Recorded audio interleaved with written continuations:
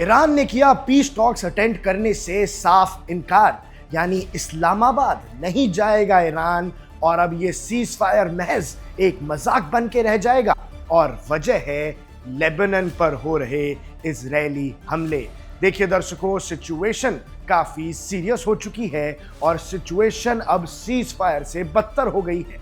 Iran ने clear कर दिया है कि जब तक लेबनान में सीज फायर नहीं होता तब तक वो अमेरिका के साथ किसी भी तरह की बातचीत में शामिल नहीं होगा, वो किसी भी पीस नेगोशिएशन का हिस्सा नहीं बनेगा। ये बात बिल्कुल स्पष्ट रूप से सामने ला दी है ईरान ने। ईरान की state linked agency Tasnim news agency ने एक स्ट्रॉन्ग डिनायल दिया है। उन्होंने सीधे तौर पे कहा है कि कोई भी ईरानियन डेलीगेशन इस्लामाबाद पहुंची ही नहीं है। ये उन रिपोर्ट्स को सीधा झुटलाता है जो कह रही थी कि अमेरिकन मीडिया के अकॉर्डिंगली इस्लामाबाद में ईरान के ऑफिशियल्स भी पहुंचेंगे और वहां पे बातचीत होगी। इस अमेरिकी मीडिया की रिपोर्ट को सीधे तौर पे झूठा करार दिया है ईरान ने।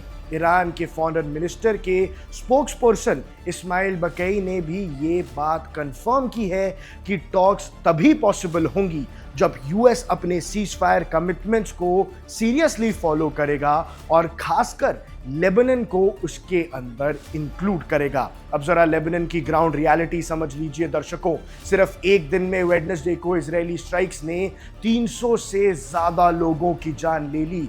ऑफिशियल नंबर्स के हिसाब से 300 से ज्यादा लोग मारे गए, 1100 से ज्यादा इंजर्ड हुए और अगर आप मार्च के बाद का टोटल देखेंगे तो लगभग 1900 लोगों की मौत हो चुकी है और खूनी बताया जा रहा है इजरायली प्रधानमंत्री बेंजामिन नेतन्याहू को।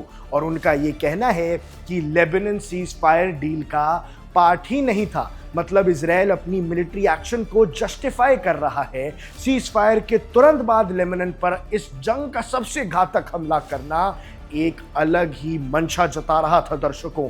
ईरान और पाकिस्तान दोनों का स्टांस बिल्कुल अलग है। उनका कहना है कि सीज फायर सब फ्रंट्स पे अप्लाई नहीं होना चाहिए, चाहे वो ईरान हो, इजराइल हो या फिर हो लेबनान। अब आते हैं इस्लामाबाद पर। पाकिस्तान ने ऑलरेडी कैपिटल को लॉकडाउन मोड में डाल दिया है।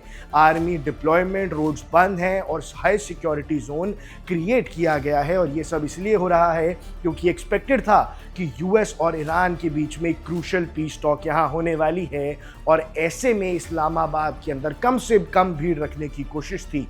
लेकिन दर्शकों, रिपोर्ट्स के मुताबिक सेरेना होटल को मेन वेन्यू बताया जा रहा था और होटल को कंप्लीटली क्लियर कर दिया गया है और 3 किलोमीटर रेडियस तक सिक्योरिटी एकदम टाइट थी ताकि कुछ भी मिसहैप ना हो। अमेरिका की साइड से डेलीगेशन करने वाले थे यूएस के वाइस प्रेसिडेंट जेडी वांस और उनके साथ स्पेशल इनवॉइस भी आने वाले हैं इस्लामाबाद में। लेकिन ईरान की तरफ से अगर टॉक्स होती हैं तो फॉरेन मिनिस्टर अब्बास अराक्ची और पार्लियामेंट स्पीकर मोहम्मद बागेर वहां पहुंचने वाले थे। ये बड़े नाम शामिल थे, लेकिन ईरान ने अब साफ इनकार कर दिया है कि जब तक लेबनान पे सीज फायर नहीं होगा तब तक कोई बातचीत नहीं होगी। अब सब कुछ अटक गया है एक कंडीशन पर और वो एक कंडीशन है Lebanon.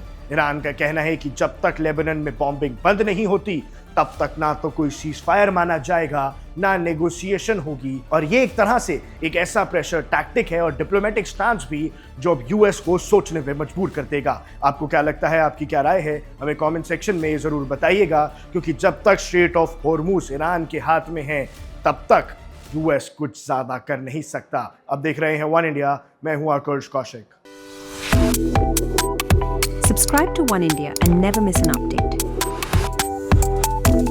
Download the One India app now.